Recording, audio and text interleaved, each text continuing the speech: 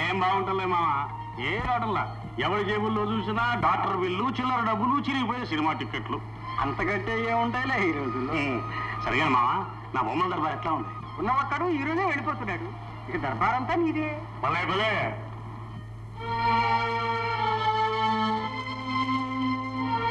ఏ బాబు, వెళ్ళిపోతున్నావుగా? అవును. కేసేమిటేంటి? చిల్లర దేవుడా చిలక్కొట్టుడా? ఏదైతేనేంది. అదెట్టా? ఇదేమో చెప్పు. కొల్లేరు. అయితే చిల్లర దేవుళ్ళే, నేరం లేకుండానే శిక్ష అనుభవించామన్నమాట. నీకెలా తెలుసు? నాది కొల్లేరే. అందుకనే చిల్లర దేవుళ్ళ కదంతా ఇదివరకే బొమ్మలతో గోడల నిండా రాసేశాను. చూడలేదేంటి? ఇది కొల్లేరు. ఈ కొల్లేడి జనంలో పలుకుబడి సంపాదించాలని ఈ ముగ్గురు చిల్లర దేవుళ్ళు ఊళ్ళో ఒక పంతులు గారిని తీసుకొచ్చారు. ఆయనే ఈ పంతులేరయ్య గారు. ఒట్టి గాంధీ గారి మనిషి అనుకో, నిజంగానే జనాన్ని బాగు చేయాలని, పెద్దాలకు కూడా చదువు నేర్పాలని రాత్రి బడి కూడా పెట్టాడు. అందులో ఈ ఒడ్డేద పిల్ల రత్నం, జాన్ రంగన్న అంటే నేనే.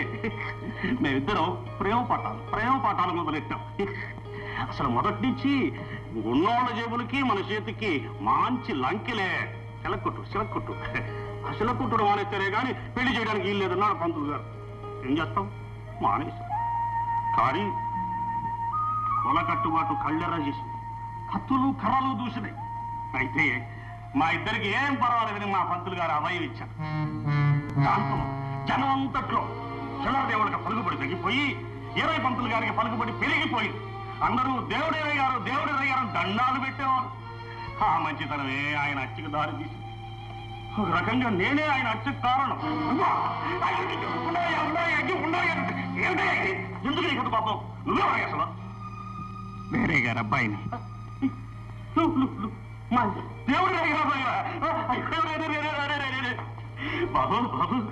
బాబు చూడు, నా రక్తానికి మీ నాన్నగారికి సంబంధం ఉందని పుకార్లు పుట్టించి వాళ్ళిద్దరిని హత్య చేయించి తిరిగో ఉరేసుకుంటారని సాధించారు.